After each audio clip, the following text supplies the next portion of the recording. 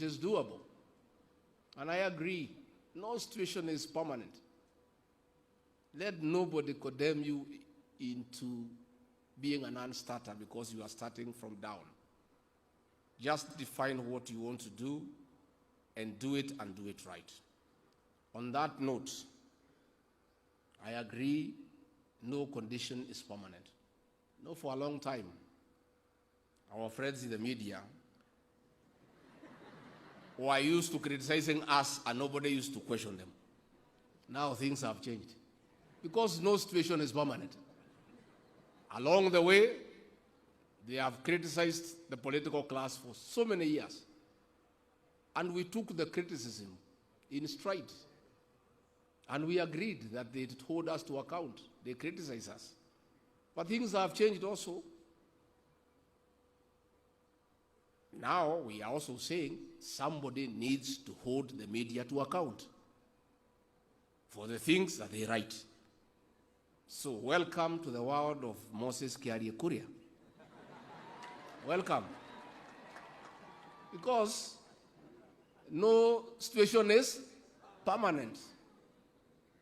And I'm so happy the way the media has reacted to criticism. It's good you are feeling the way we feel. You have been hitting us left, right, and center.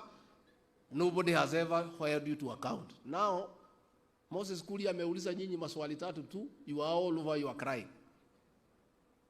You have seen nothing. We want to ask leaders in this country to join Moses Kuria to hold the press to account. They must be accountable for what they write and what they say. And if they write lies, they must be countered with facts.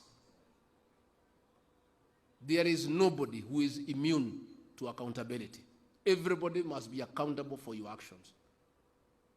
And the same way, the courts have been persuaded to gag Moses Kuria from holding the press to account. I want the same courts, when leaders go to court and ask them to restrain the media from criticizing leaders, the same courts must give same orders so that we are fair. We must have equity and fairness. What is good for Nation newspaper must be good for Moses Kuria. This is a new world. So watu ya media karibuni kwa hii Kenya mpya. Tutazoeana pole pole. Mnatugonga hapa kidogo, tunagonga nyinyi saa 8.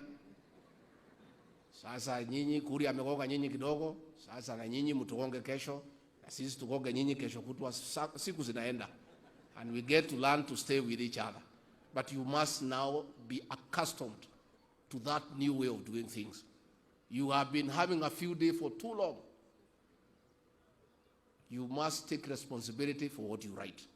You must be accountable for what you say. And that is a new Kenya, and is a good Kenya. So mimi nikimalizia niseme asanteni sana. For those of you who went to the ballot and voted for President William Ruto and I want to